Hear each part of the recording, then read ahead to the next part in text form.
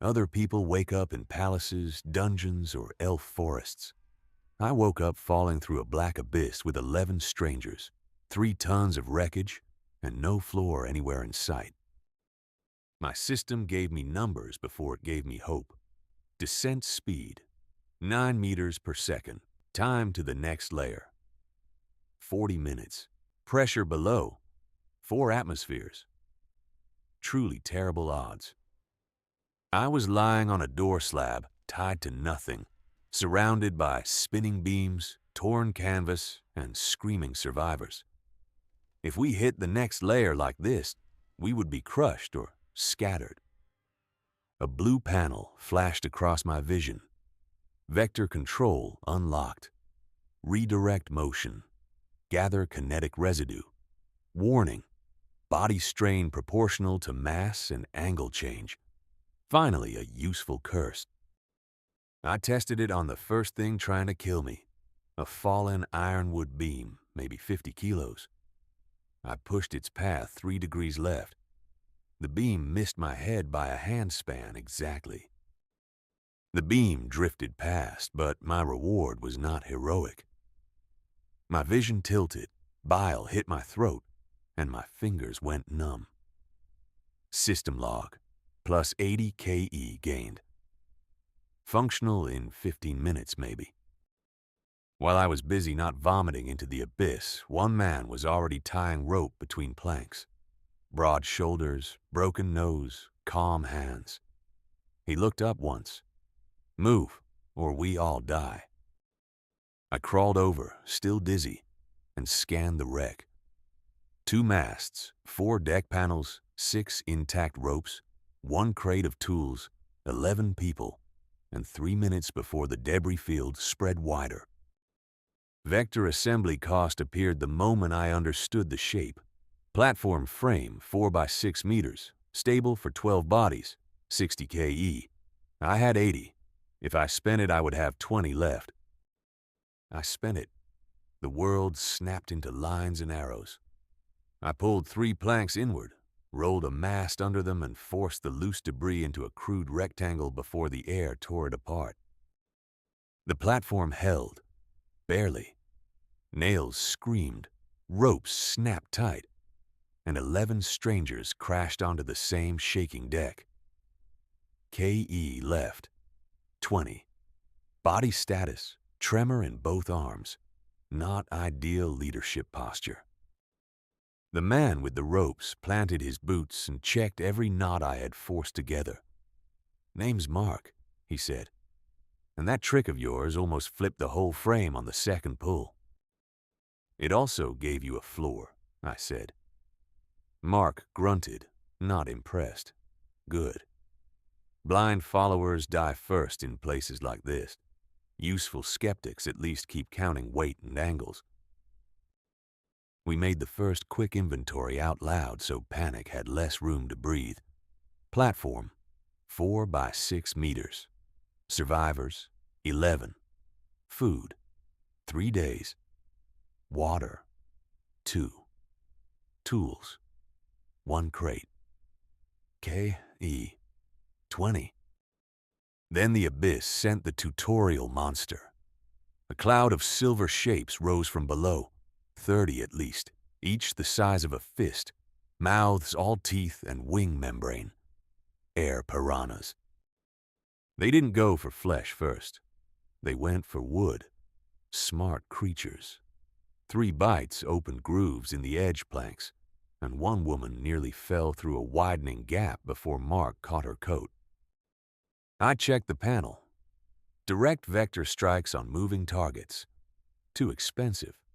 1 piranha would cost 15 KE to pin for a second. I had 20. A straight fight was math for idiots. So I looked for something already falling. 20 meters above us, a cargo box had broken loose from the wreck. White dust leaked from the split seam. Salt. Heavy. Dry. And exactly on time. The crate massed maybe 70 kilos.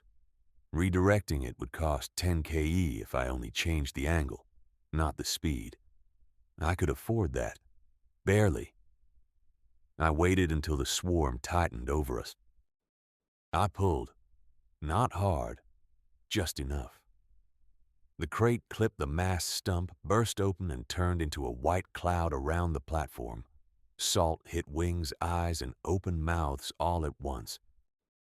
The piranhas scattered in a frenzy, screeching and shedding height. 3 smacked into lower debris and vanished into the dark. System log blinked like a reward screen. Salt crate absorbed. Plus 120 KE. Total KE. 140. Price paid. Fresh nosebleed, ringing ears, and 10 seconds where I could not tell left from right. Vector control was powerful. My body was the part still built by budget cuts. Mark wiped salt from his beard and stared at the fleeing swarm. "You planned that?" he asked. "No," I said. "I saw a cheaper option before. I saw a brave one." He almost smiled. That was enough to make people listen. Not trust me. Listen. In a falling world, that was more valuable. Trust takes time. Obedience only needs one solved crisis and a better calculator. We used the quiet minute to lash the edges tighter and flip 2 broken cabinets into knee-high barriers. Mark handled knots and load spread. I handled vectors and shouting. Fair division of labor. Then I checked the descent timer again. 25 minutes to pressure layer contact. The number had no mercy. Our platform could survive wind shear. It would not survive a 4-atmosphere slam. Mark had his own solution ready. Everyone flat on the deck. Tie wrists to the crossbeam. We ride it out and pray the frame stays together. That was not a plan. It was a bet. I looked past him and finally noticed the air behaving wrong. 200 meters to our right, mist and splinters were bending upward in a clean spiral. A rising current. A real one. The system tagged it immediately. Updraft capture. Cost, 100 KE. Expected result, descent slowed by 60% for 9 to 12 minutes, depending on load balance. Remaining KE after use, 40.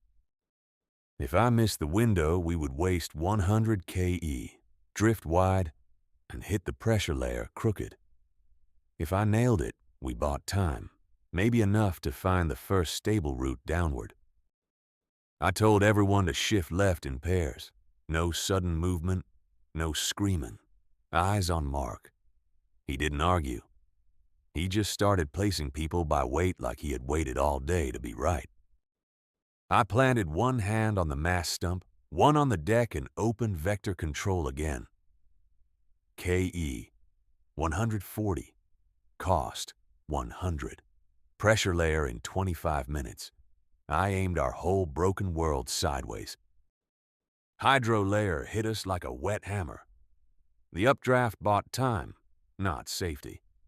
The moment we crossed the boundary, vertical water columns slammed the platform from 3 sides at once. The pressure didn't crush us the way the system warned. It did something worse. It changed the rules. Air turned heavy, wet, and slippery, and every loose board started drifting wrong. I could taste water in every breath, not rain. Mist so dense it moved like cloth. Good news, no instant collapse. Bad news, our 4x6 raft had become a bad joke. In short, bad engineering. A side vortex clipped the rear beam before Mark could shout. 2 survivors lost footing, slid across the soaked planks, and vanished into a spinning wall of water and white spray. I reached for the nearest one on instinct. Vector lock appeared, then laughed at me. Pulling a full body out of a live vortex would cost more KE than I even had left. So I let go. I watched both of them disappear into the blue churn below. no speech, no final promises. Just two people gone because this layer punished hesitation harder than cruelty ever could. Head count dropped from 11 to 9. Mark didn't pause to mourn. He rammed a broken spar under the rear frame and yelled at everyone to crawl inward before the deck split. He was right. The platform wasn't sinking because there was nothing to sink into. It was being peeled apart. Each water column hit from a new angle and stole a different board. My panel offered one ugly option: turbulence, stabilization, 80 KE, redirect rotational pressure beneath platform, duration, short, risk, user blackout if overcorrecting against layered currents. I had 140 KE, spend 80, drop to 60, and maybe keep the raft together. Save it, and we would enter the next minute as 9 people standing on furniture and optimism. I hate that kind of math. I spent the 80. The vectors around the platform lit up in blue lines, and I forced the lower spiral to thicken under us like a twisted cushion made from air and spray. My spine hated me for it. The deck stopped bucking long enough for people to breathe. My reward was immediate. Pulse spike, teeth chattering, both hands shaking so hard I could barely hold the mast for support. "Better," Mark said, checking the frame with his boots. "Not good, better." That was his style. Never gratitude before proof. Honestly, in this abyss, that was a healthy character flaw. The stabilization held, but only because I fed it the shape the layer already wanted. That was the first real lesson here. Hydro layer punished force. It rewarded alignment and timing. Once I stopped fighting every current, the panel changed color. Kinetic residue was everywhere in the vortices, not scraps, not falling cargo. The streams themselves were carrying harvestable KE. I tested the nearest thin column by nudging our left edge into it. Instead of draining me, the current scraped across the frame and fed the system. Plus 18 kilo electron volts in 6 seconds. That changed the entire economy. This abyss wasn't just a hole full of hazards. It was a generator. If I could skim the right streams, survival stopped being subtraction and became farming. Mark saw it too, even without the panel. "Don't point us at the fat columns," he said. "The thin ones shove. The fat ones chew." He was learning the layer by touch. Fast learner. So we split the work. I read flow lines and angled the raft for yield. Mark reinforced joints, tied bodies to crossbeams during hits, and kept the 9 survivors moving on command. He turned panic into labor. 2 people bailed water from shallow deck pockets. 3 rewound rope. 1 sorted salvage. Nobody had time for despair if Mark was already handing them a task. In the first 20 minutes, we skimmed 4 narrow streams, plus 22, plus 31, plus 17, plus 29. Not clean numbers, but clean enough. KE climbed from 60 to 159. Good enough. The platform still looked like debris pretending to be a vehicle, yet it held. More importantly, the layer had a rhythm. Vortices rose, leaned, and relaxed in a pattern we could ride. An hour later, after 6 more catches and 1 ugly near spin, the total hit 260 KE. We had lost 2 people, but we had found a working loop. That mattered now. That mattered more. Then the layer sent the next test.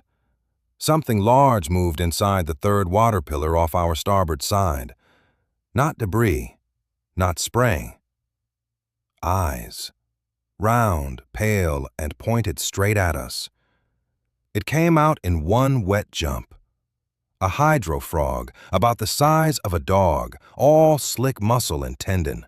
It landed on the rail, screamed once, and shattered a support peg. It moved like a spring-loaded brick. The thing had 4 gripping pads and a jaw built for clamping onto driftwood. Smart predator. It wasn't trying to eat us first. It was trying to break our platform and wait. I opened vector control on reflex. Bad idea. The frog was soaked, half inside spray, half on deck. Water interference doubled the cost instantly. Pinning it for 1 second cost 40 KE. 40 for 1 second was robbery.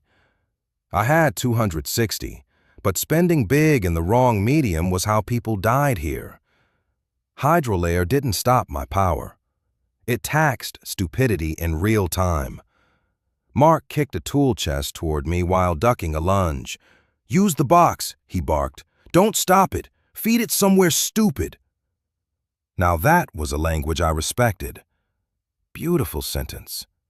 We still had 1 cabinet frame and the salt crate lid. Mark and I didn't need a meeting. He flipped the cabinet into a corner while I tilted the deck 3 degrees right.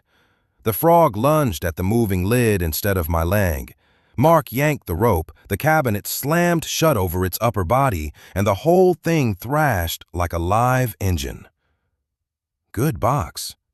I spent 30 KE redirecting the wash from a passing stream under the box. The sudden burst shoved the trapped frog sideways into a mast spike we had tied down as a brace. Cheap move. Good move. The spike punched up through its throat. Messy, loud, effective. The frame survived. The survivors didn't cheer. They just stared at the dead thing and finally understood where dinner might come from. System log. Hydro frog neutralized. Plus 150 KE. Cost paid during kill, 30. Net position after the fight, 380 KE. New note unlocked. Vector efficiency reduced by 50% in water.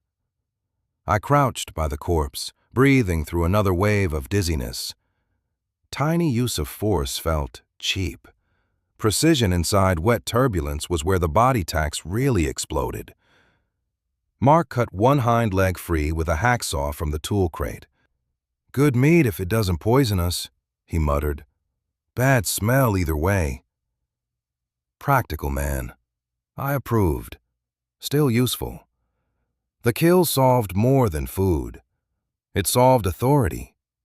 Nobody on that raft needed a speech after watching us trap a monster with a cabinet, a rope, and 30 points of KE. While they butchered the frog, I looked deeper into the lair. At the center of the widest tornado, metal flashed through the spray. Straight lines, rivets, human geometry. A station. It wasn't a whole building, more like the ribcage of one. A ring platform wrapped around a central funnel, half broken, still turning slowly with the water as if refusing to die. That meant 3 things immediately.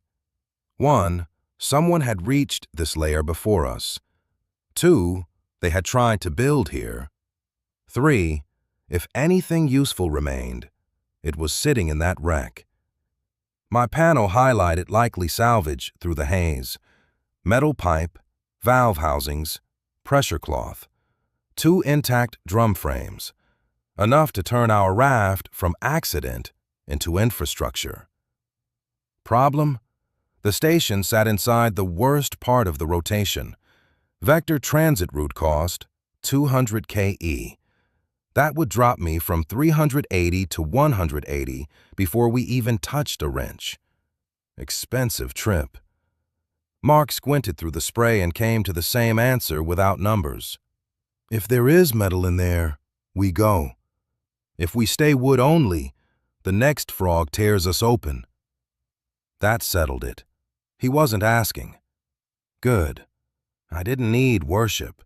I needed competent pressure. Spending 200 KE hurt. Not spending it would cost us later in broken rails, lost cargo, and dead people. So I bought the route. I didn't drag the raft through the storm. I bent the outer slipstream just enough to let the big funnel spit us inward on its own anger. Efficient and rude.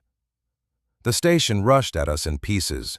Catwalk, bent ladder, snapped tank, broken roof plate. I corrected the final approach by inches and paid for it with a burst of black spots. My knees folded the second we latched onto a rusted rail. For 5 seconds, I couldn't hear anything except my heartbeat and the wet grind of the station spinning around the core. Mark took over without looking at me.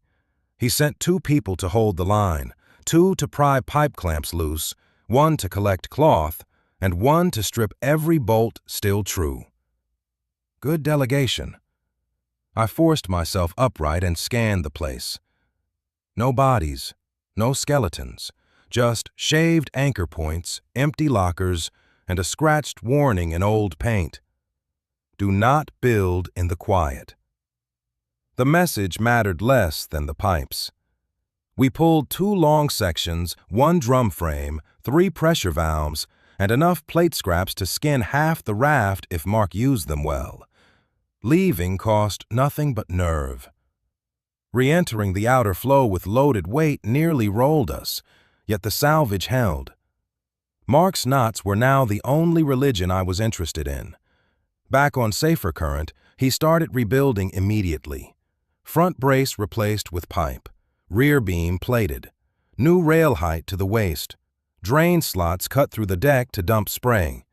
He also widened the frame using the station ring segments. By sunset, our platform had gone from 4 by 6 to 6 by 8 meters, ugly as sin and twice as useful. Better silhouette, too.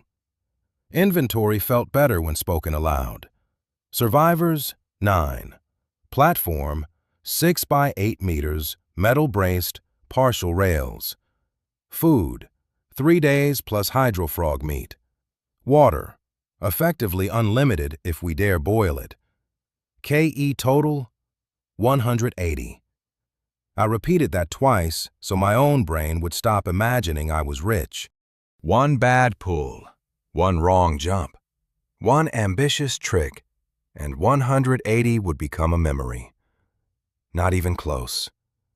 Hydrolayer's law was clear now. Water punished fine control, but moving water paid us if we rode it correctly. The layer was hostile, yes, but hostility and usefulness were not opposites.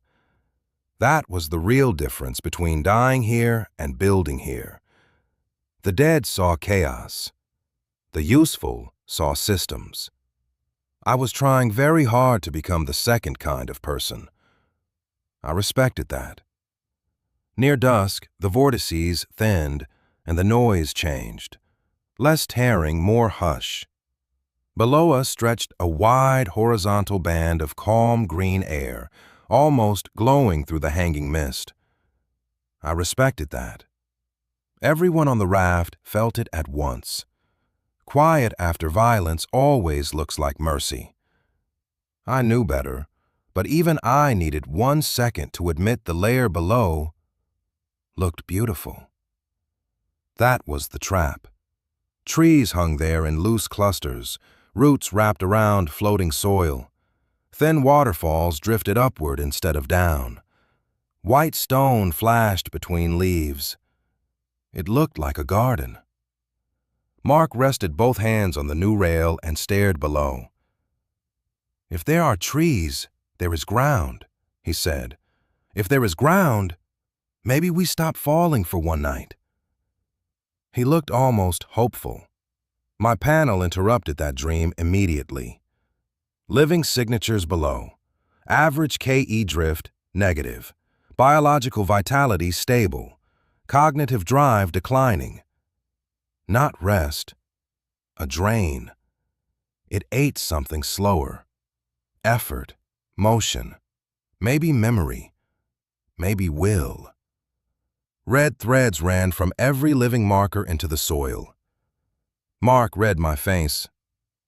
Not paradise? No, I said. A mouth. We rode the last safe current down in silence. 9 people on a bigger raft, better rails, 180 KE in reserve, and a garden below already trying very hard to look innocent. Garden of Lightness looked like a reward screen built by a liar.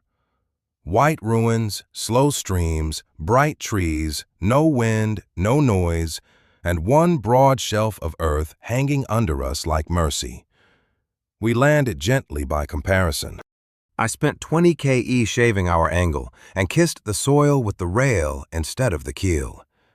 KE dropped from 180 to 160, worth every point and bruise.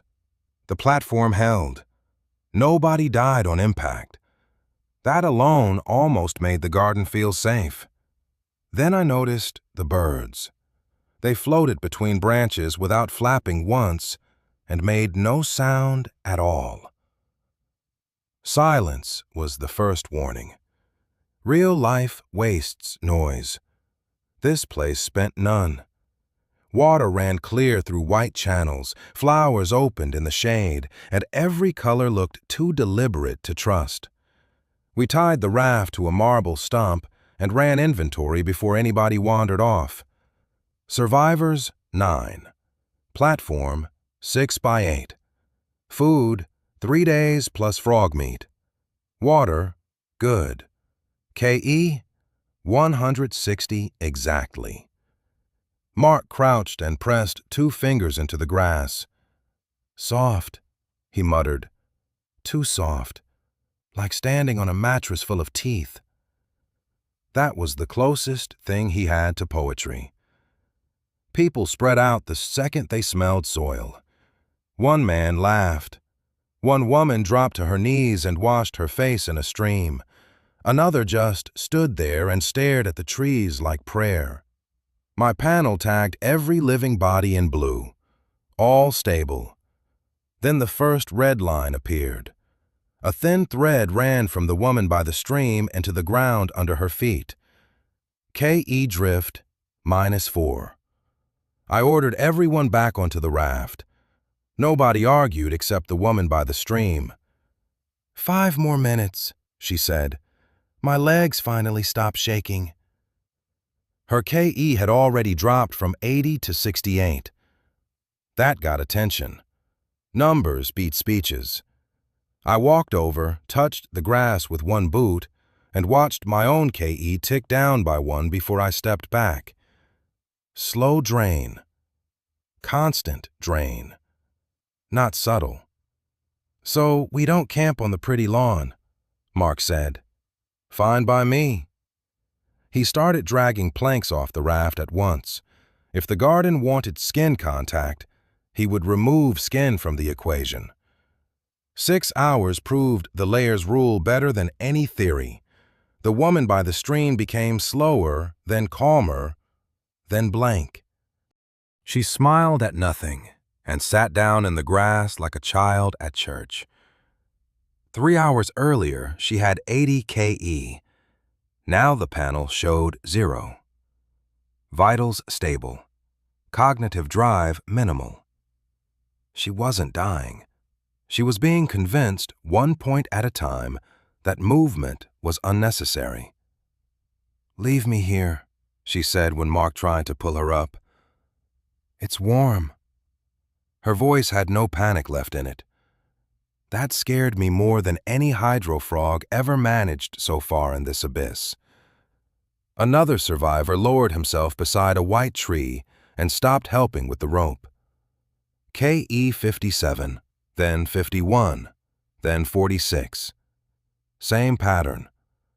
The garden didn't hit hard. It negotiated until resistance felt rude. Now we had the real problem. A platform can survive with bad rails and less food. It cannot survive if people decide stillness is a good long-term strategy. We needed a mechanical answer fast. Mark found it before I did. He stood in the salvage pile, eyeing our station pipes and spare planks, then jabbed a finger at the ground. Don't let them touch it directly. What? I asked. The soil is pulling. Not with weight, with contact. Build height, build distance. Hodu, no, stilts. Everyone walks above the grass. He was already cutting braces as he talked. I should have said I thought of it too. That would have been leadership theater. Instead, I nodded and handed him the saw. He had seen the law first. Useful truth outranks ego in bad layers. By sunset, we had 9 ugly walking frames built from pipe, rope, and split planks. Not elegant, but elegant was for people with floors. We had equipment now. Better category. The first test worked well enough to matter. On stilts, KE drain dropped from 4 a minute to 1 every 4 minutes. Not 0, but slow enough to work, scout, and carry the half-lost back. The woman with 0 KE still refused to move until Mark tied a chest harness around her and literally dragged the stilt frame beneath her. Rage would have helped. She had none left to spend. Mark hated my power. Fine. But he hated traps more. He hammered through the night, extending stilt joints, muttering weights and angles under his breath like prayer for practical men. I watched him work and checked the panel every 10 minutes. Soil contact, roots, even marble dust all showed the same pattern. Anything grown here fed on KE and returned comfort in exchange. Comfort was the layer's poison. Not claws, not fangs. Relief. You could survive here for months and lose the exact part of yourself that ever wanted to leave. Good design, evil design. We needed resources before we moved on, so I forced a survey. The system tagged 3 useful materials: featherwood, lift root resin, and memory glass embedded in the white ruins below the hill. Featherwood weighed half of normal timber and bent instead of snapping. Lift root resin sealed joints and resisted drain for short periods. Memory glass pulsed with dormant KE, stolen from victims. That made the ruins our target. It also made the ruins dangerous by definition. Places that store what a layer steals tend to have opinions about trespass. I had no numbers for that, sadly. "Mark," I said as we crossed a mossy bridge, "still hate my magic?" He snorted. "I hate guesses dressed as certainty. Numbers I can work with. You finally started using numbers." Fair. The White City wasn't a city anymore. More like courtyards and broken halls floating around one central plaza. Marble columns leaned inward as if tired. Vines held half the place in the air. And between those columns stood people. Dozens of them. Beautiful, pale, still. They wore white cloth and watched us with the patient emptiness of statues waiting for weather to change direction. Nobody raised a weapon. Nobody ran. One woman turned her head so slowly I thought the motion might be the most effort she had made all year. Her KE reading was 3. Another showed 1. So that answered who lived here. The garden kept them alive and hollow. Long-term residents with almost no drive left, moving only when the layer required small corrections to keep them useful. I tried the obvious. "Can you understand me?" No answer. One old man blinked twice, then went back to staring at a dry fountain. Mark whispered, "They're not dead. That's the worst part." In the fountain basin, I found our first memory glass shard. Transparent, warm, and heavier than it looked. The panel lit up immediately. Dormant kinetic empathic residue, plus 40 KE if absorbed. I absorbed it with one hand on the rim. Warmth ran up my wrist, and for half a second I smelled sea salt and heard a child's laugh that wasn't mine. KE climbed from 160 to 200.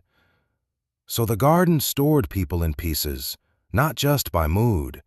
It shaved motion into crystal and called that beauty. Resource confirmed. Ugly truth confirmed.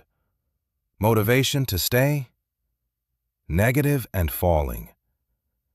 We harvested carefully. 4 shards from the fountain, 2 from a stairwell, 1 embedded in a statue's chest where I chose not to ask questions.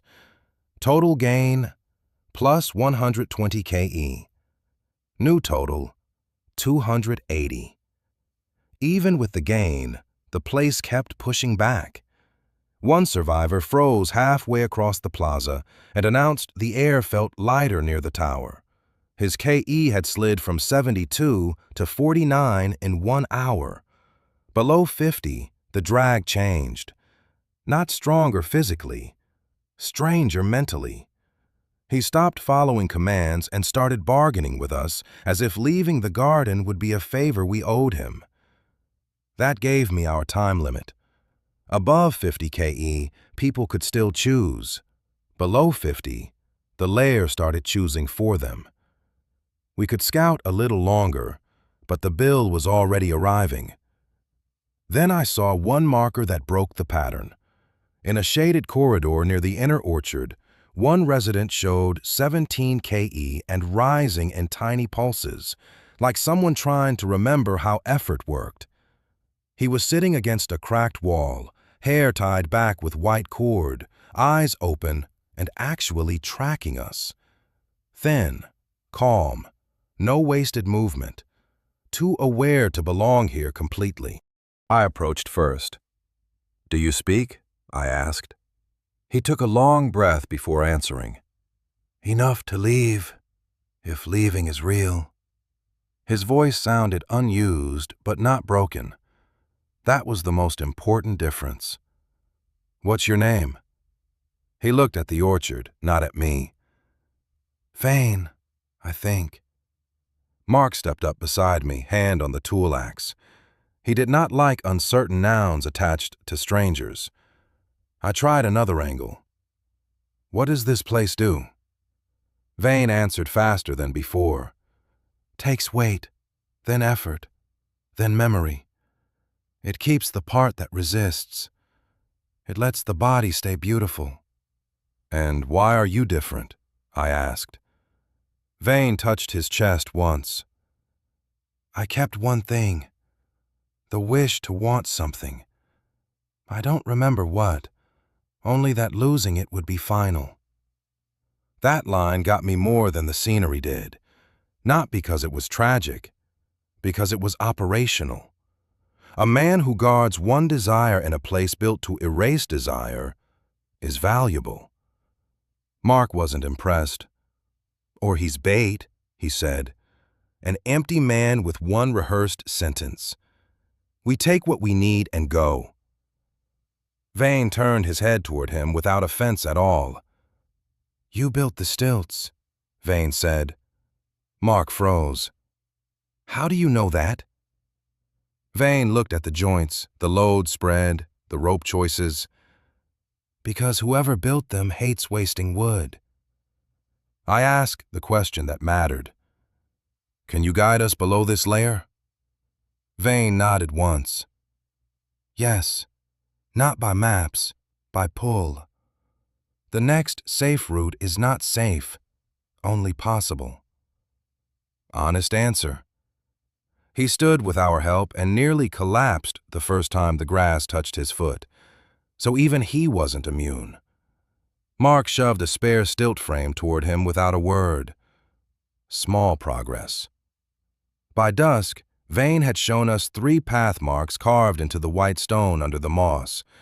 Not symbols of residence. Route code. Someone before him had traveled between layers intentionally. He also named the next threshold. "Storm Rift," he said, and every bird in the courtyard drifted higher at once, like the lair disliked hearing it aloud. Nice atmospheric touch. Bad omen. "What is Storm Rift?" I asked. Vane took exactly 3 seconds. A pressure seam with lightning in the air and current under the air. Nothing built from wood crosses it for long. And what does? Mark asked. Vane finally looked at him directly. Living carriers. Things with their own balance. Sky Medusae, if one agrees to take your weight. Mark hated that idea on principle. We spent the night on the raft, not the soil. Stilts stacked by the rail, memory glass sorted by size, and 3 survivors lashed to the crossbeam because their KE had fallen under 50. One of them kept whispering that the grass smelled like home. Another smiled in his sleep and tried to undo his own safety knot. The garden really did its best work after comfort set in. I absorbed 2 more shards before dawn, plus 50 KE. Total now, 330. Enough to think about leaving, not enough to leave cleanly with 9 people and a loaded platform. We needed a margin. Vane led us to the inner orchard at first light. At the center hung a tree with clear fruit shaped like teardrops. Lift fruit, he called them. The garden stores stolen effort here, too. Each fruit held compressed drift, not nutrition. Cracking one near the panel released 10 KE and a brief flash of someone else's intent to run.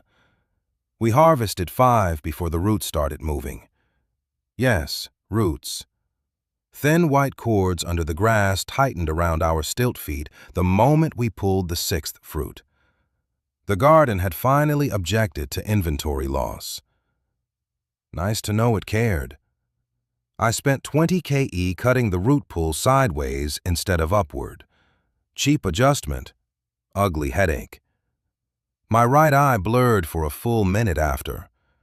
KE dropped from 330 to 310. Margin shrinking.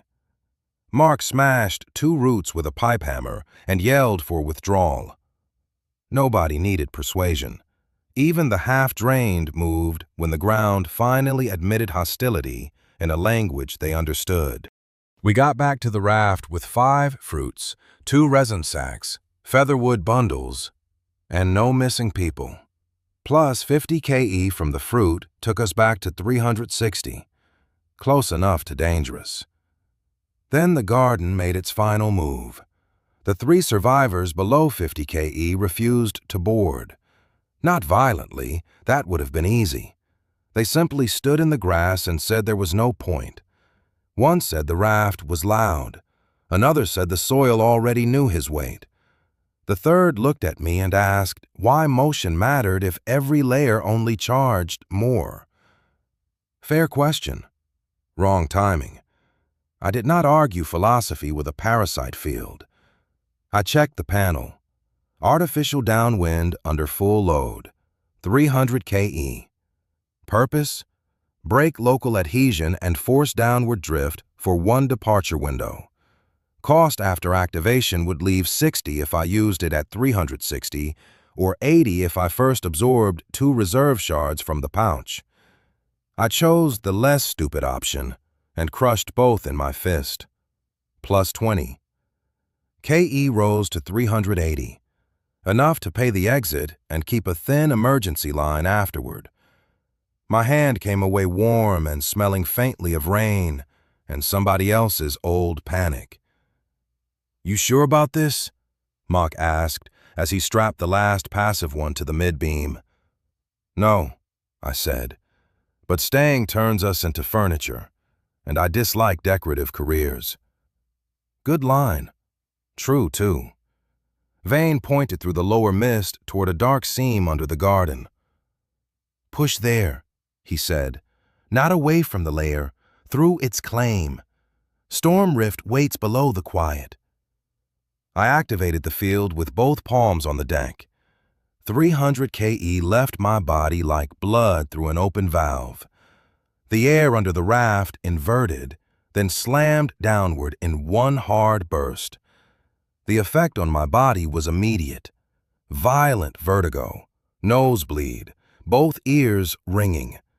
My arms felt detached from my shoulders for a second, and the whole world lost agreement on where down was.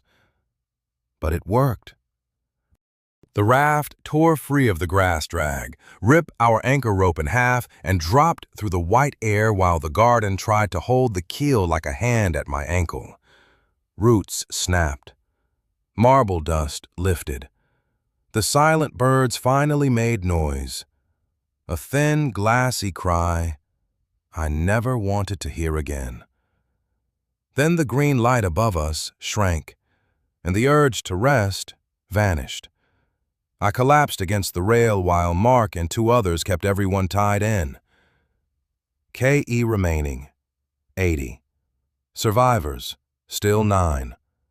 Platform intact. Brain status, miserable, but still technically available.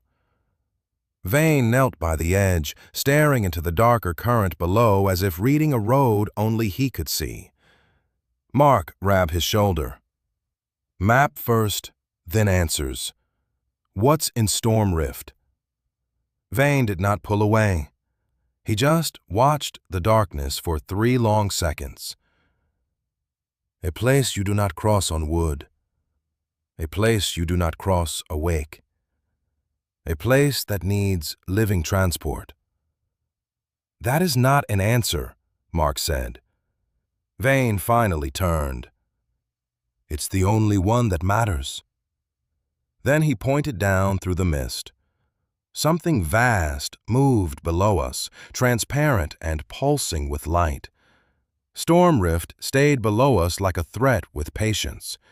Between the garden and that lightning scar, Vane found one stable lane and one floating rock big enough to stop dying on schedule. The rock was no kingdom. It was 20 by 30 meters of dark stone held in a slow crosswind, with cracks full of white dust and one flat side where a platform could actually bite and stay. Mark lay on his stomach, leaned over the rail, and watched the drift for a full minute. Then he grunted. We can anchor here. 400 kilos of metal. 3 days. No miracles. I checked the numbers before I checked my courage. Survivors, 9. Platform, 6 by 8. Food, 3 days. Water, enough. KE, 80. If this failed, we dropped into Storm Rift on a half-built raft. Vane pointed at a narrower current cutting behind the rock. Short route back to the water station scrap. Dangerous, but faster. Mark looked at him. You always skip the cheerful option? The cheerful option is dying slower, Vane said. I decided that counted as a map. We cut the rail rope, swung the platform into the side current, and committed to one more scavenger run. I spent 20 KE correcting our angle around the first stone pillar.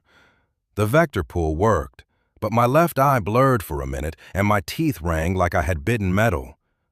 KE 60. The shortcut paid on the second bend. 3 broken pipe bundles drifted through the lane, still chained to a rusted frame. I redirected one into our deck and nearly threw up from the recoil. Metal gained, around 140 kilos. Cost, 10 KE and 5 minutes on my knees, trying to remember which way my stomach preferred. Mark did not smile. He just started counting bolts aloud. 2 more turns gave us the rest.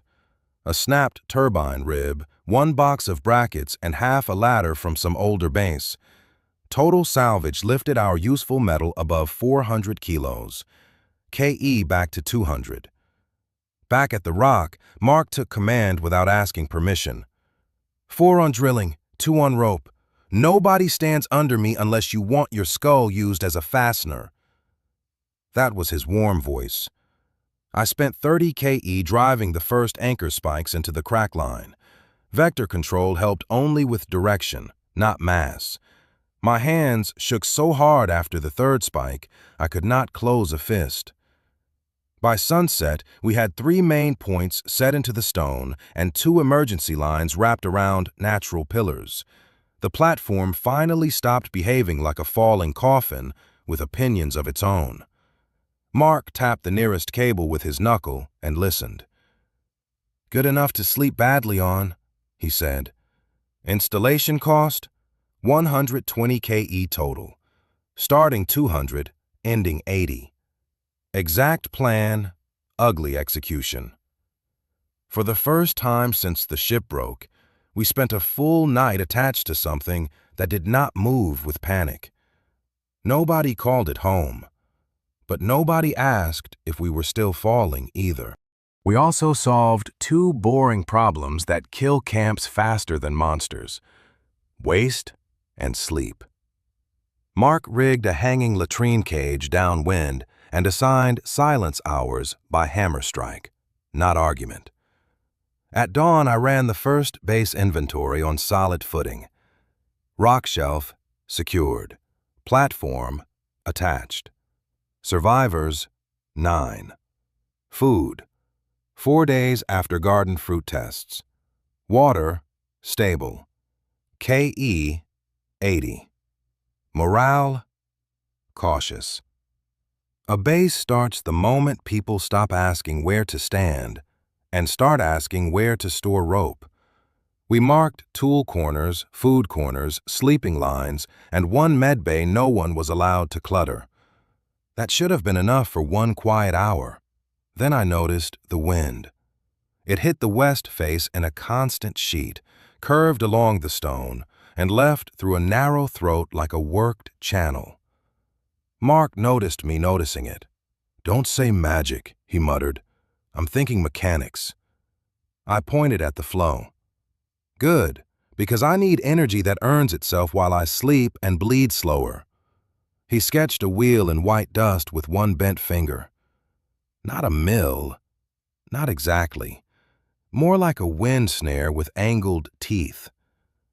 "If the current is this regular, we don't need your head for every point."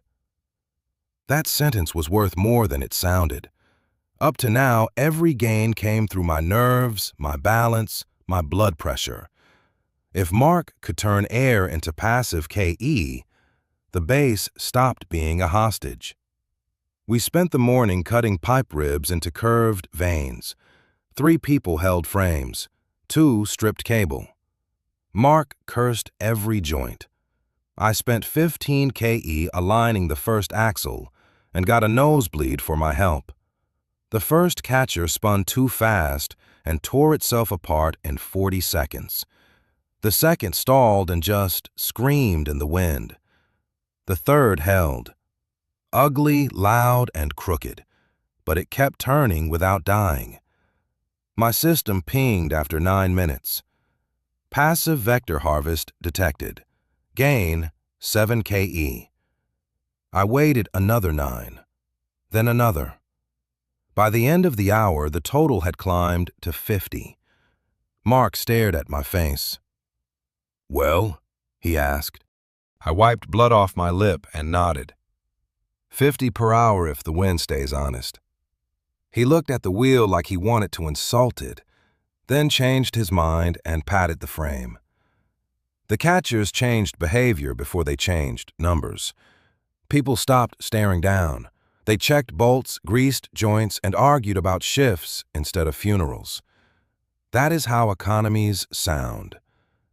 That was the first autonomous income the base had ever seen. No panic farming, no monsters, no throwing crates into storms and praying. Just metal, math, and a current too dumb to charge rent. I made one hard rule early. Passive KE belonged to the base first, not my upgrade cravings. Repairs, water, emergency reserve, then growth. Nobody argued because everyone liked breathing. We built 4 catchers before dark. 1 big, 3 small. The big one fed the system best. The small ones stabilized each other and kept the main axle from twisting loose under gust spikes. Mark assigned shifts before I could. 2 people on bearing grease, one on cable checks, one on rock dust clearing. "If this jams at night, we lose the hour and maybe the whole frame," he said. Vane stood beside the edge and watched the moving vanes as if they were a language. "This works here," he said quietly. "Lower layers break the rhythm. Their wind has intention." Mark snorted. "Wind doesn't have intention," Mark said. "Only bad structure does." Vane didn't argue. He simply pointed down at Storm Rift, where a flash split the fog in 3 different directions at once. By the second day, our passive gain reached 150 KE from accumulated turns and 1 short repair cycle. I spent none of it. Watching the number rise without pain felt unnatural, like cheating gravity. Of course, the base demanded payment somewhere else at once. 1 support line frayed under vibration, and 1 outer brace cracked where bad metal met a better idea. Systems eat upkeep. Mark caught the damage before failure. He rebuilt the brace with ladder steel and bracket teeth, then glared at me while he tightened the last bolt. "There, your kingdom of screaming fans survives." With the anchor set and the catcher spinning, our schedule stopped being random. Morning repairs, midday harvest checks, evening scouting, night watch. Civilization is planned exhaustion. I checked the panel again near dusk. KE had climbed to 250 after repairs, 1 alignment correction, and constant harvest. Starting 80. That number alone almost made the whole ugly rock look beautiful. Vane mapped nearby drift lanes with chalk on flat stone, red for salvage, blue for safe airflow, black for strike risk. Mark hated the handwriting and trusted the routes anyway. That was when Vane chose to mention the transport. He waited until we had a base worth missing. Then he pointed toward the mist line above Storm Rift. "The Medusae drift there before midnight." I followed his hand and saw nothing. Mark heard the word first. "No," he said. "Absolutely no. If your plan starts with climbing a sky jellyfish, finish it without me so I can laugh correctly." Vane ignored him. "Wood cannot cross the rift. Metal draws the strikes. Rope whips apart. Only living buoyancy passes cleanly. You need 1 Medusa, or this base becomes your grave marker." "Can we trap it?" I asked. Vane shook his head. "Trap 1 and it ruptures. Force 1 and it dives. Touch 1 wrongly and the whole swarm leaves the lair for months." Useful as always. So the answer was obviously the most annoying version possible. We had to attract an intelligent floating animal without frightening it, injuring it, or acting like humans with a construction problem. Vane finally gave me a rule I could work with. It reads pulse and pressure. Fast hearts feel like predators. Sharp motion feels like attack. If you want one near, you must become boring first. That sounded like an insult aimed at my entire leadership style. It was also probably correct. My resting pulse under stress usually sat around 90. Vane wanted 40 or lower. "Good joke, Abyss."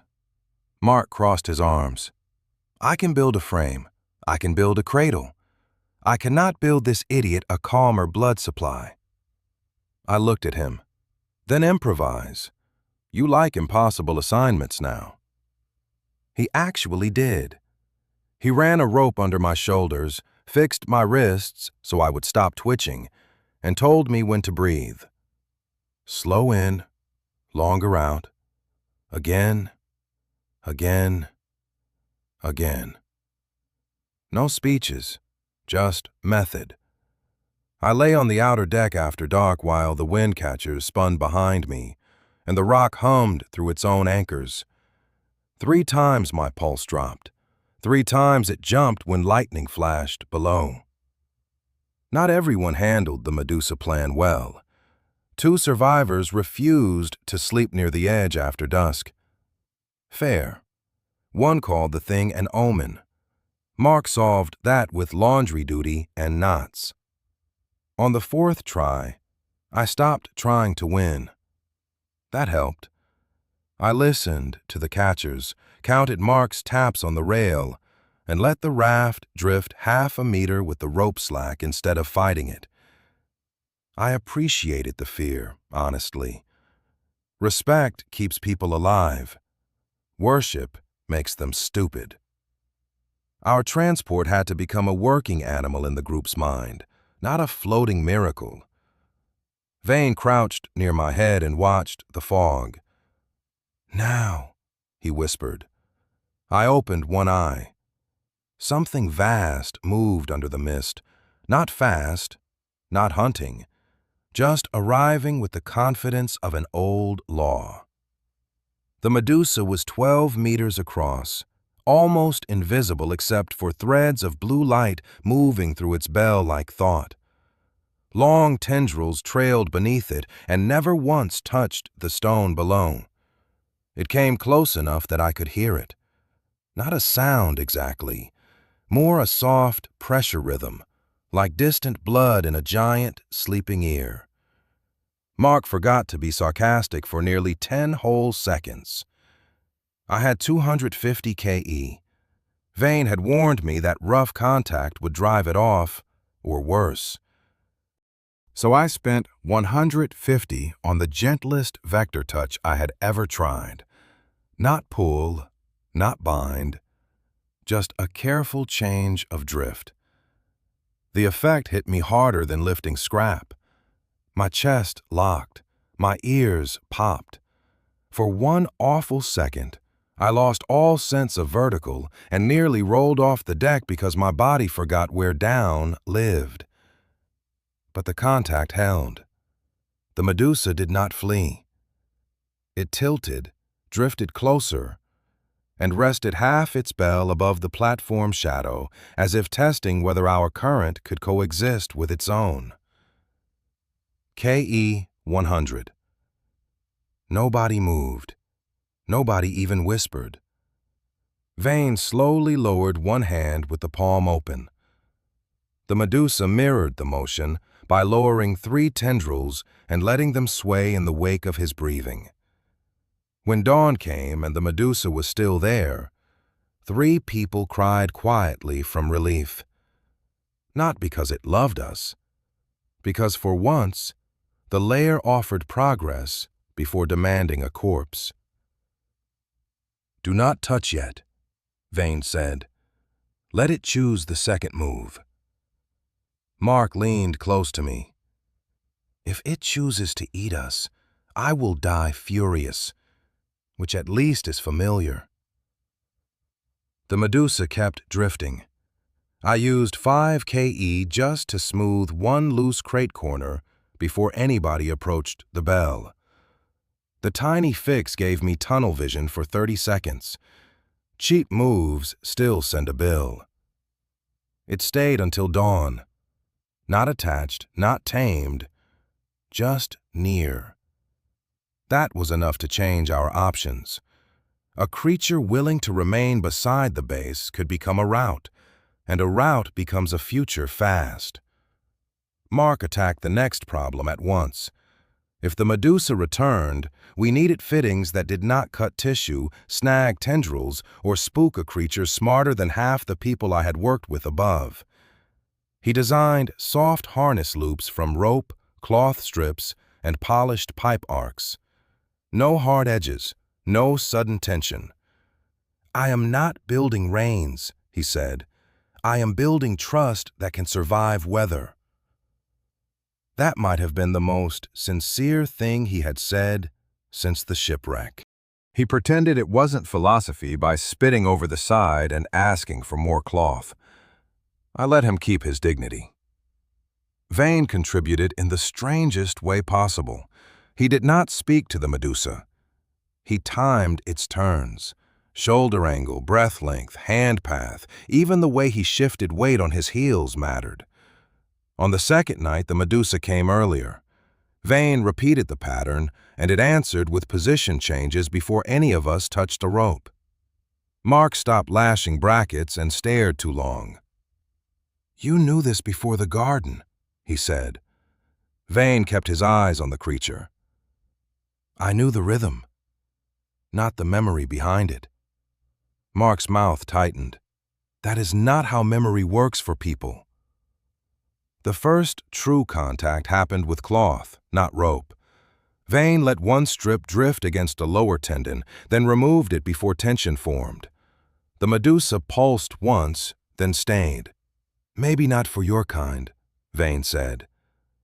It was quiet, almost nothing, but the words landed harder than any argument. Mark looked at me. "Hear that?" He said, "your kind." What exactly did we bring aboard? Mark rebuilt his harness after that. Wider loops, softer seams, release knots. "If this tears because of bad stitching," he said, "I will haunt the person responsible." Sensible policy. I should have stepped in cleanly there. Leader voice, calm explanation. Instead, I watched Vane place his palm over the deck and match the Medusa's pulse through wood. The answer was in the movement. Vane had done this before his memory broke. Maybe not once, maybe for years. The way he tracked air currents, pressure shifts, and living drift was not talent. It was adaptation written into habit. When I asked directly, he finally gave us a sliver. "I was born below the gardens," he said, "near layers where children learn balance before words. We read motion first, faces later." That fit. Mark went back to work too quickly, which meant the answer bothered him exactly as much as it should. "Fine," he said. "You are abyss-born. Still doesn't mean I trust holes in a man's memory." "Trust my directions instead," Vane replied. Mark barked one dry laugh.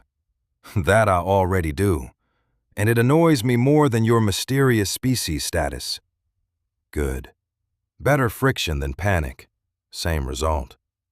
By day 3, the Medusa accepted the first loose loop around one outer tendon. No panic response. No dive. I spent 10 KE easing the knot path so the pressure stayed even, and almost blacked out anyway. Small vector work had become cheaper in my head, but not in my body. That was a dangerous illusion.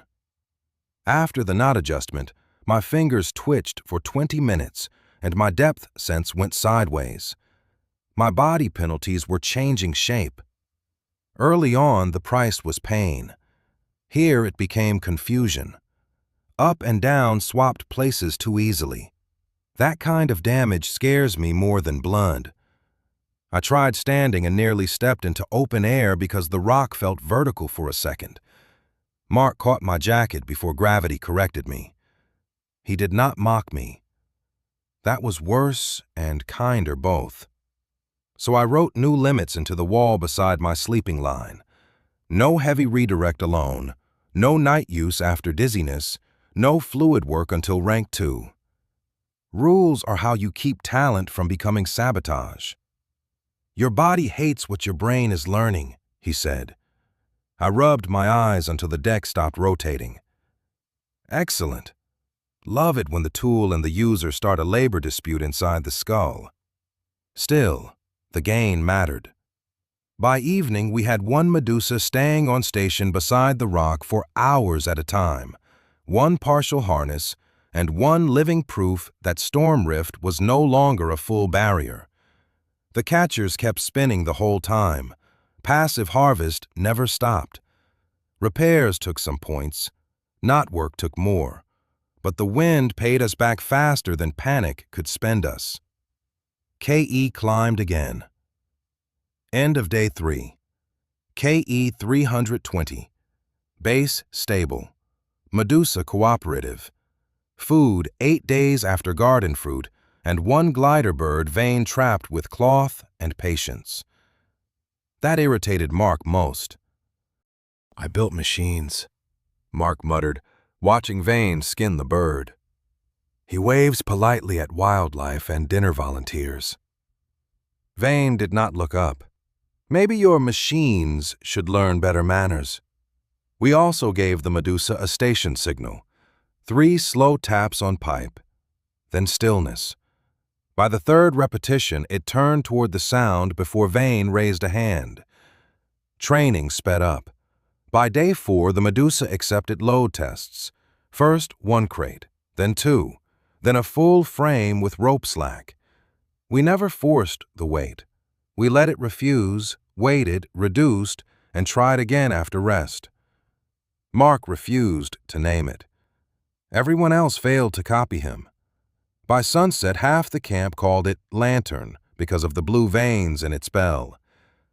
He said names make people sloppy. They usually do. That patience paid like interest. By noon, it could tow a light skiff frame around the rock on a controlled loop. Not through the rift, but enough to prove transport could be built. I called the first real base review that night. A week ago, we had an improvised deck and 11 strangers falling at 9 meters per second. Now we had a rock, a route, and systems that remembered us. Current inventory: 1 anchored base on a 20 by 30 meter shelf. Main platform 6 by 8. 9 survivors. Mark, Vane, and 1 Medusa. Food, 10 days. Water, stable. KE, 420. The comparison mattered because scale is morale you can count. We had gone from falling debris to a structure with income, labor, and a future path. Not safety, never safety, but leverage at last. That was when my system unlocked the next rung. Vector control, rank 2 available. New function, fluid redirection. Cost, 500 KE. I checked again because hope makes people stupid. Still 500. We had 420. 80 short. Exactly enough to feel possible and impossible at once. Mark read my face. Upgrade? He guessed. I nodded. Liquids. Water. Probably more. Price is 500. Then we earn 80, he said, already turning back to the catchers. No drama, no speeches. You are not dying for a discount. It was practical, rude, and more loyal than most prayers I've heard. The more stable the base became, the stranger ordinary life looked. Someone washed clothes, someone cooked bird broth, someone complained about smoke direction. Routine felt almost luxurious. Vane did not celebrate the coming upgrade. He stood at the edge and watched the darkness above the garden lane instead. I had seen him do that every night, always at the same hour, always silent. Routine matters because it hides capability inside habit. By the time a raider sees a calm camp, the smart one asks how long the calm has been paid for and what machine is paying it behind the wall. What are you tracking? I asked. He answered without looking at me. Scavengers. They circle new bases, watch the smoke, count the people, mark the routes, then sell the coordinates upward. Upward to who? I asked. Vane finally turned. To the upper lords, to brokers, to anyone rich enough to buy living labor and poor enough to need survivors to bleed for it. The rock felt colder. Mark heard that and set down his wrench very carefully. So this is not wilderness, he said. It is logistics. Wonderful. I always wanted our death to become part of someone else's transport chain. We doubled night watch immediately. 1 person on the west face, 1 by the Medusa loop, 1 on catcher noise changes. I spent 0 KE and slept with a tool belt on, which passed for caution now. The signal came at dawn, not at night. One of the outer braces had a burn mark on it, neat and circular, cut through surface rust and painted black at the center. Too precise to be weather. Mark added one more improvement I had not requested: a detachable skiff spine under the platform edge. If the deck ever had to split fast, we could break off one clean segment. Mark touched the edge of the mark and lifted one finger. Soot. Heat. Recent. No lightning pattern. No beast claw. Someone tagged us, he said. Close enough to touch unseen. He explained it like an insult. Your plans attract disasters. I prefer exits that exist before the fire starts. I approved the extra bolts. Good engineers are useful pessimists. Vane took one look, and all the color left his face. That scared me more than the symbol. He knew it. Maybe from memory, maybe from instinct.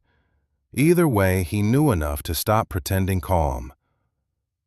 What is it? I asked. He swallowed once. A watcher sign.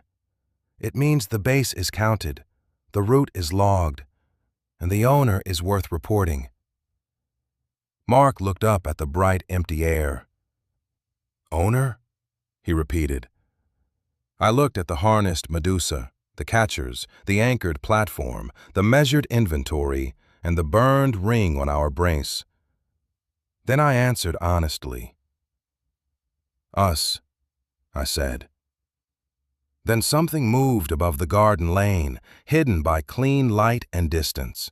Already certain we were profitable enough to hunt sooner rather than later now. The watcher mark stayed on the brace through the night. By dawn, we had extra bolts in every joint, 2 armed shifts, and one problem none of that metal could solve fast enough. It arrived at noon.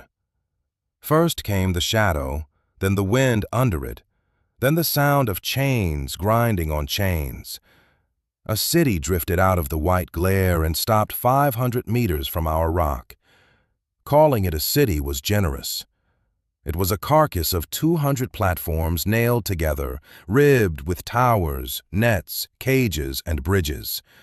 It looked like a market built by scavengers and hunger. Ballistas lined its lower decks in neat rows, not 1 or 2, 12 that I could count, maybe more behind the rails. Each boat looked long enough to split our base from edge to edge. Men and women moved along the rails in patchwork armor, hooks, bows, climbing lines, iron masks. Vultures, not soldiers. That made them worse. Soldiers waste time on rules. Raiders do not. Mark shaded his eyes and counted with me. 200, give or take. 12 ballistas, maybe 15 small skiffs under the belly. 3 volleys, and this rock turns back into falling lumber. Vane did not look at the city. He looked at the space between us and Storm Rift. They never cross the lightning lane, he said. They hunt the edge and buy prisoners from fear. We had 420 KE, 1 anchored platform, 1 Medusa, 9 people, and enough food for 10 days if nobody bled or panicked. Against that floating carcass, the numbers were insulting. I opened the system anyway. Vector Control Rank 2 still blinked at me from the corner. Cost, 500 KE. Missing, 80. The upgrade sat there like a door I could see, but not open. A horn sounded from the city of vultures. Then a skiff detached from its side and drifted toward us on a cable line. 3 raiders aboard, 1 banner, 1 loudmouth with a metal tube for a voice. Rock settlement, he shouted like he was announcing prices at a market. You are logged property now. Hand over your Medusa, your metal, and 3 workers. We take only what keeps you useful. Mark leaned on the rail. Generous thieves. The raider ignored him. Refuse and we board. Run, and we net you over the rift. Die, and we strip your bolts after. Very efficient sales pitch. I did not answer right away. I watched their main city hold position outside the lightning lane, just far enough to feel safe, just close enough to kill us without wasting rope or bodies. Then I looked down at Storm Rift. White flashes moved inside the dark gap like fish under black water. Metal entered there and died ugly. We had tested that with a loose pipe on day 1. That was the first useful number in an hour. The vultures had more men, more guns, more range. We had one thing they could not use well: a corridor that punished metal and rewarded nerve. "Tell your captain this rock is worthless," I called back. "Rotten food, cracked tanks, and one sick beast. We barely hold ourselves together." "You'll lose money towing us." The raider laughed. The skiff returned. 5 minutes later, the city shifted, not away, closer. 2 ballistas rotated toward our outer rail. They were not here to negotiate. They were here to test how expensive we were. We had maybe 3 volleys before the anchor frame snapped, maybe 1 if they targeted the Medusa pins first. I did not have enough KE to rank up, so I needed a plan cheaper than power. Vane drew the rift in chalk on the deck. 3 lanes, 2 false currents, 1 live path. "A Medusa can cross here," he said. "Wood can cross if the current likes it. Metal burns. Fast." "Can your city of thieves be dragged into it?" I asked. Vane shook his head once. "Not the whole city, too heavy. But the hunters? The forward decks? Yes, if they chase what they think they own." "We make them think the real base is outside the lane," he said. "Bright canvas, food crates, water skins, exposed rails, something greedy people hit first. Then we leave the bones for them." "And the real people?" I asked. He jabbed a thumb at the Medusa pin. "Load the wounded, the stores, and the ones who can't sprint. Vane guides the beast. I stay until the last anchor line." It was the kind of answer that sounds brave, only if you ignore the cost. "No heroes," I said. "We all move." Mark snorted. "Then don't faint before the timing. That would help more than speeches."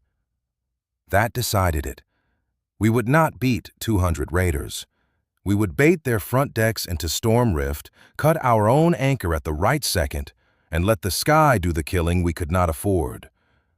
First problem: the Medusa could carry people through the live lane, but not the whole platform. Second problem: the raiders would never commit unless they saw profit large enough to risk the edge. Third problem: the lane took payment. Vane said the rift listened to stored motion and discharged against metal only when the gradient was fed. In simple terms, it wanted all our KE. "How much?" I asked. Vane looked at my system glow and did not blink. "Everything you have. Maybe more if your timing is bad." Mark muttered something rude and got to work anyway. We split the base in 2. The useful half went to the Medusa harness: water, food, ropes, salvage tools, 2 catchers, 1 light frame, 1 medical crate, and every person not carrying a wrench. The sacrifice half became Mark's masterpiece. He raised a false rack on the outer lip, hung our brightest cloth, stacked empty boxes under tarp, and left metal gleaming where greed could see it. From 500 meters away, it looked rich and careless. Up close, it was mostly air and spite. I respected the craft. Mark did not build pretty often, but when he did, the result invited violence. While he built bait, Vane worked on the Medusa. No ropes around the bell, no iron near the skin. Only soft loops, pulse taps, and quiet breath. He moved like he had done this before birth. The vultures gave us exactly 40 minutes. Then a bolt hit the outer brace, not to kill, but to count. The whole platform jumped. 1 support cracked. Message received. Next shots would be honest. "Status," I called. Mark did not look up. "False deck ready. Reel load 80% packed. If they hit the west rail before we cut, we lose the water. If they hit the Medusa, we lose everything." 9 total, including me. That mattered because if one froze, the whole crossing changed. I made them repeat the route back. Hold the loops, keep low, and wear no metal above the waist.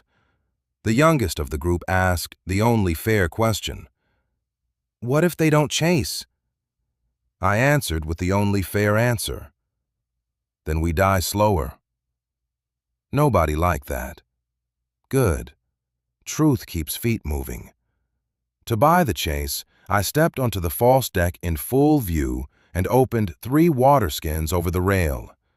Waste is the fastest language greed understands. The vultures saw it immediately. A horn answered from their city. 2 skiffs dropped lower. Ballistas rotated again. Through a scope tube, someone was counting our exposed crates and calculating our resale value in real time. Then they launched the first real volley. 1 bolt smashed through the fake rack and burst 6 empty boxes into bright splinters.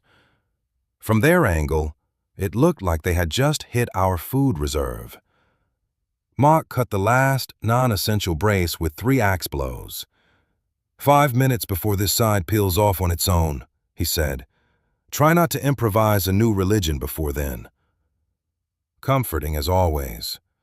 Vane had the Medusa low and ready. The bell pulsed once, slow and clear. It wanted movement without panic. That ruled out half our crew immediately, so I put the calmest 2 up front with him. I stayed on the rock with Mark and 2 riggers for the final act.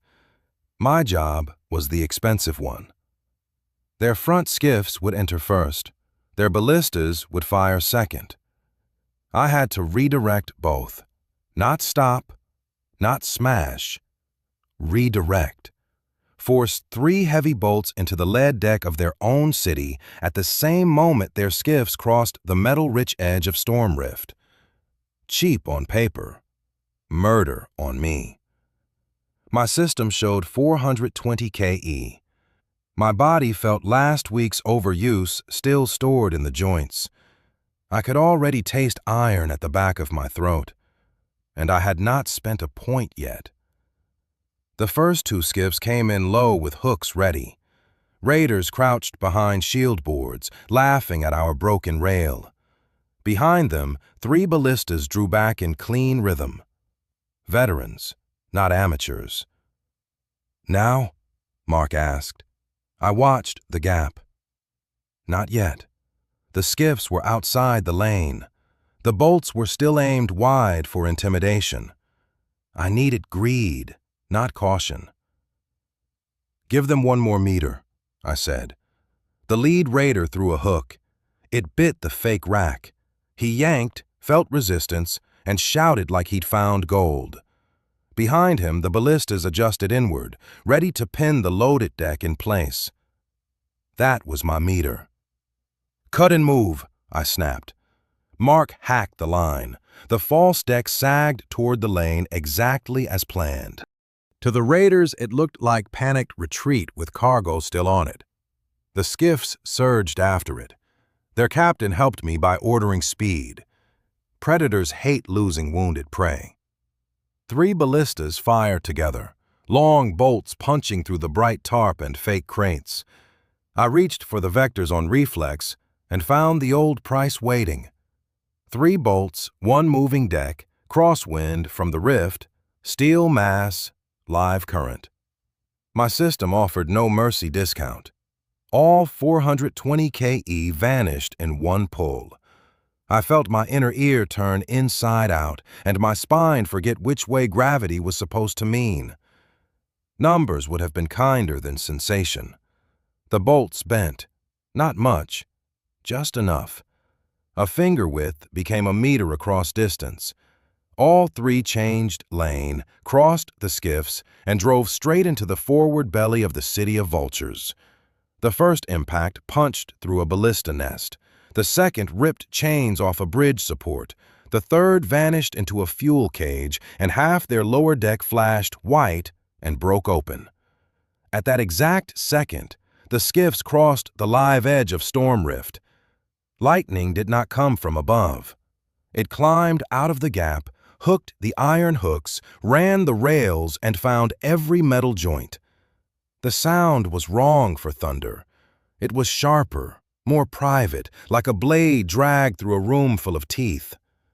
Both skiffs lit from below. Men dropped their hooks and forgot how to scream first. Then the city panicked and pushed forward to recover them. That was the part I had hoped for. 3 support decks drifted into the lane, while crews shouted and orders contradicted the last. Storm rift rewarded confusion. White arcs crawled over their chain ribs, climbed the tower braces, and jumped between ballista frames. Metal glowed, snapped, and turned whole walkways into traps. My hands started shaking so badly I could not unclench them from the rail. The world tilted 90 degrees left, then upside down, then nowhere I recognized. Useful reminder. Power hates ownership. Mark caught me before the second wave of lightning made me think the sky was under my feet. "You had one job," he said, hauling my arm over his shoulder. "Naturally, you tried to die doing it." I tried to answer something witty and got blood on his sleeve instead. Behind us, the Medusa line tightened. Vane had already moved the others into the lane. At least one professional worked here. The Vulture City kept burning in pieces. Not all of it. Enough. Their rear decks stayed back, but the front section folded under its own metal, dragging cables, cages, and one screaming tower down. One of our riggers looked back at the blast instead of the path. That cost him. A loose shard from the false deck spun out of the storm and hit his neck like an axe head. He died before he fell. We did not stop. There are deaths you mourn immediately, and deaths you store because the lane ahead requires both hands. This was the second kind. Mark dragged me. The others dragged his name. Crossing on the Medusa felt like standing on a thought too large for feet. The bell flexed under us, soft and strong, while white current climbed around the edges and failed to bite living flesh. That was the lesson. Wood survives if the lane allows it. Metal dies, and living transport negotiates. Brute engineering alone loses. System plus biology plus timing gets you through. Halfway across, one vulture skiff tried to follow using stripped hooks and raw courage. Raw courage burns nicely. A side arc hit their brace, and the boat opened like rotten fruit in summer. By the time we reached the far shelf, the city of vultures had pulled back from the lane. Not defeated, not destroyed, but scared, split, and less certain that small settlements meant easy profit. Then my legs failed completely. Mark got me onto the platform remains, shouted for cloth, and checked my eyes with a mechanic's bedside manner, which meant he looked offended I was still breathing. I heard little pieces after that. Water. Vane saying the Medusa needed dark and silence. Someone counting food. Someone else crying too quietly for it to be useful. Then nothing for a very long while. When I woke, the light had changed. My head felt full of sand and broken angles. The system was dim. My mouth tasted like copper, and both hands shook like they belonged to someone older and wiser. 2 hours, Mark said before I asked.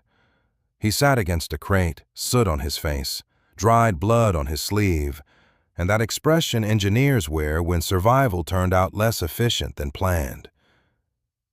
"Report," I croaked. He tossed me a skin first. 1 dead, platform down 30%. Medusa alive, tired. Vultures did not follow.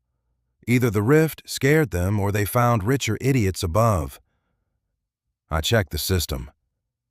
KE 0. The empty number hurt more than the headache. No tricks left, no reserve, no rank up, no cushion. We had won by spending everything except the part that kept me alive. Mark watched me stare and dug into his jacket. "You were short 80 for the upgrade," he said. "While you were asleep, I stripped 3 hot coils and 1 charged stone from the wreck path." He dropped a crystal into my palm, then another smaller shard on top of it. 90, he said. "Don't smile. I still think your power is stupid. I just hate losing to arithmetic more than magic." The system lit at once. Vector Control Rank 2 was available. I bought it before my body could object. New channels opened: liquids, flow split, pressure drift, and limited redirect. The timing would have felt triumphant if Vane had not been standing at the edge of the new shelf, looking down like a man hearing a voice he remembered from before his own name existed at all now. I pushed myself upright and went to him slow. Below Storm Rift, the world changed. No wind catchers, no bright garden, no white glare. Just a dark layer with lights spread too evenly to be wild. "What are those?" I asked. Vane took too long to answer. "A city," he said. "Not vultures, lower people, deep settlements. They saw the discharge. They saw us cross." He kept looking down. "Nobody crosses alive," he added. "Not on purpose. Not with a Medusa and a base worth stealing." Mark joined us, glanced once at the lights, and read the problem faster than I wanted him to. Vane finally looked at me. "They are the ones who live nearest the bottom and still send envoys up. If they saw this crossing, they will come. If they did not, they were already waiting